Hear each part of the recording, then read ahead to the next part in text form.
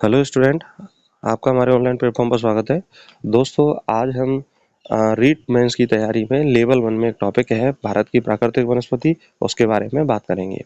तो देखिए, इसकी थ्योरी क्लास को हम कंप्लीट कर चुके हैं और एक क्लास एमसीक्यू की भी कंप्लीट कर चुके हैं और ये दूसरी एमसीक्यू की क्लास है। इस क्लास के माध्यम से हम और समझेंगे किस तरह के प्रश्न जो हैं इस पेपर में इस टॉपिक से बन सकते हैं और हम कैसे सॉल्व कर सकते हैं। तो जो भी स्टूडेंट रीट मेंस की तैयारी कर रहे हैं, इस चैनल को जरूर सब्सक्राइब करें और अपने दोस्तों तक शेयर करें।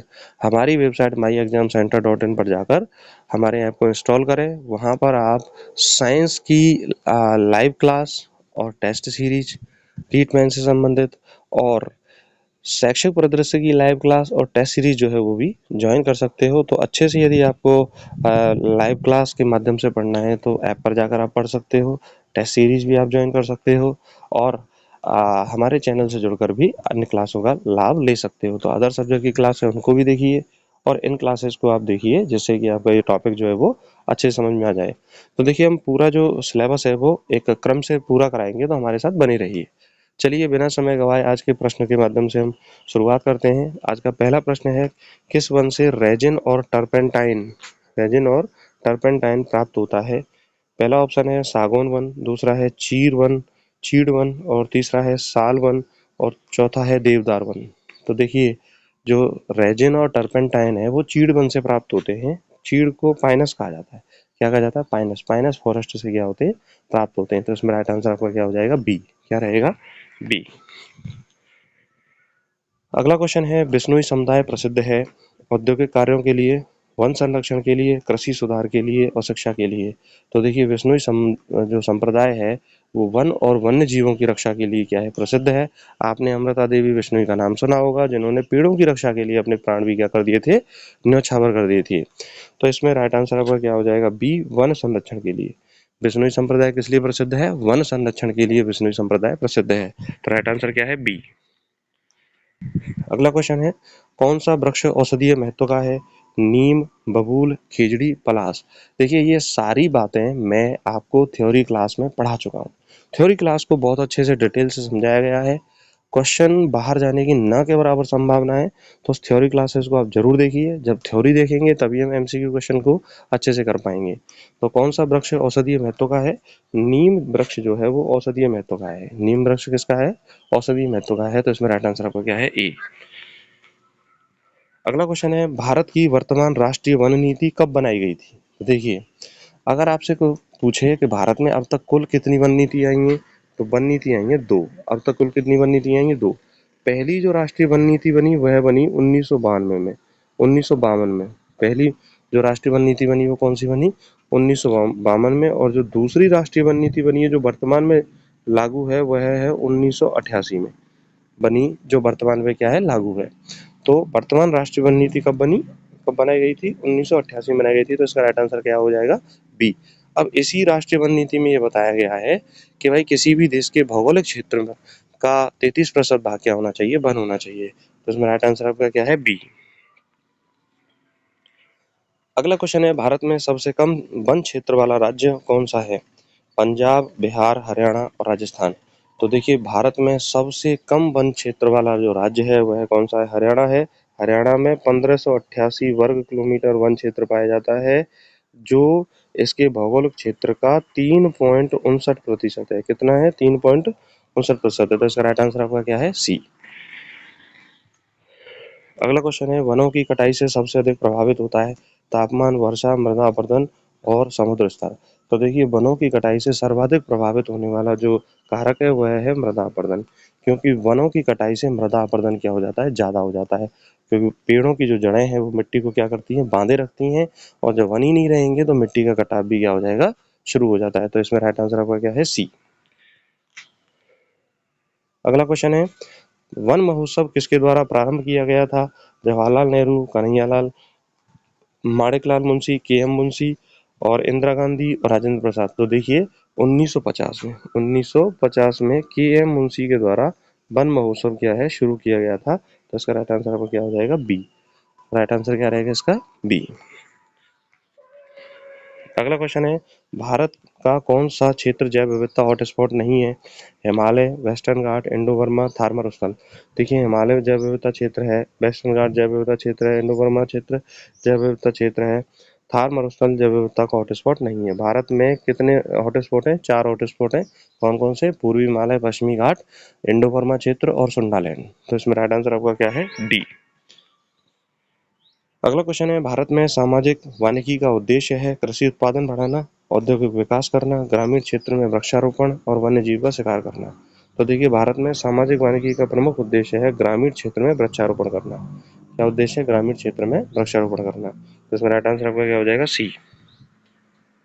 अगला क्वेश्चन है, भारत का सबसे अधिक वनों से आच्छादित केंद्र शासित प्रदेश कौन सा है? सबसे ज्यादा वन जिसमें पाए जाते हैं? दिल्ली, लक्षद्वीप, अंडमान निकोबार और चंडीगढ़। तो देखिए, लक्षद्वीप ऐसा केंद्र शासित प्रदेश है जो सबसे ज्यादा वनों से आच्छादित है। इसके 91.33% भाग पर क्या पाए जाते हैं? वन पाए जाते हैं। उसके बाद नंबर आता है आपका अंडमान निकोबार का। तो इसमें राइट आंसर आपका क्या हो जाएगा? बी। क्या रहेगा इसका? बी। अगला क्वेश्चन है, भारत में वनस्पति के प्रकारों की संख्या मुख्यतः किस पर निर्भर है?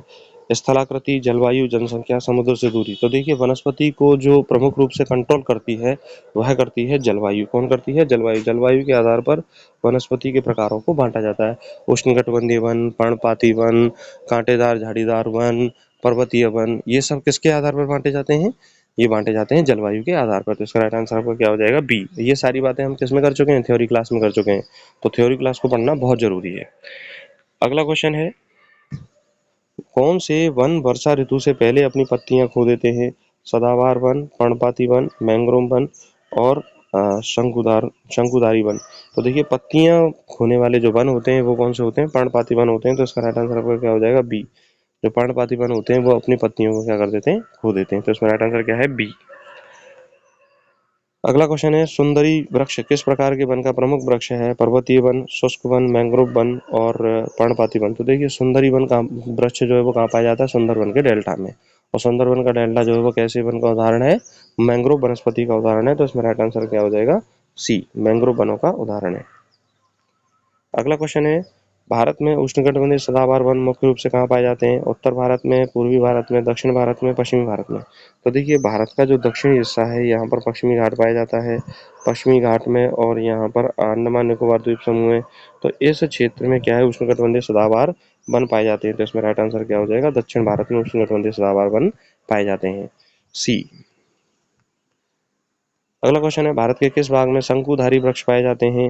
पश्चिमी घाट, थार मरुस्थल, हिमालयी क्षेत्र और तटीय क्षेत्र। तो देखिए, पर्वतीय क्षेत्र जो होते हैं, पर्वतीय वनों में शंकुधारी वृक्ष पाए जाते हैं और हिमालय क्षेत्र पर्वतीय वनों का उदाहरण है। तो इसमें राइट आंसर क्या हो जाएगा? सी।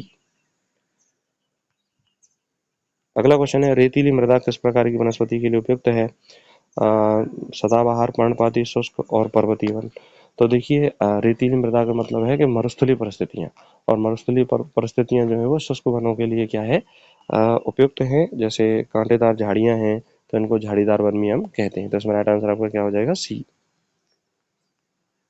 अगला क्वेश्चन है, सामाजिक वानिकी की अवधारणा का प्रमुख उद्देश्य है वन उद्योग का विकास करना, ग्रामीण स्तर पर वृक्षारोपण, विदेशी पौधों का आयात करना और औषधीय पौधों का निर्यात करना।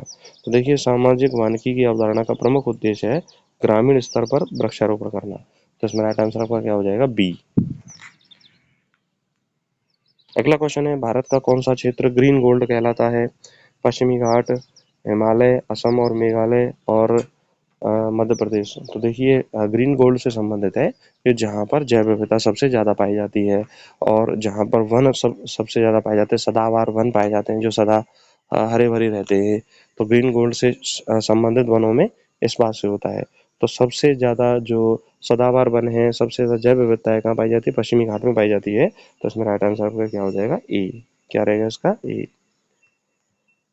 अगला क्वेश्चन है, कौन सी घास थार मरुस्थल में पाई जाती है? मनुज, सेवन, दूब और खस। तो देखिए, थार के मरुस्थल में पाई जाने वाली प्रमुख जो घास है वो सेवन घास है, जिसे गौड़ावन की प्रजनन स्थली के रूप में भी हम जानते हैं। तो इसमें राइट आंसर आपका क्या हो जाएगा?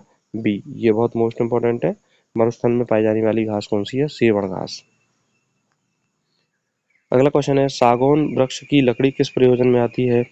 लकड़ी, कागज निर्माण, इमारती लकड़ी और औषधि निर्माण और ईंधन।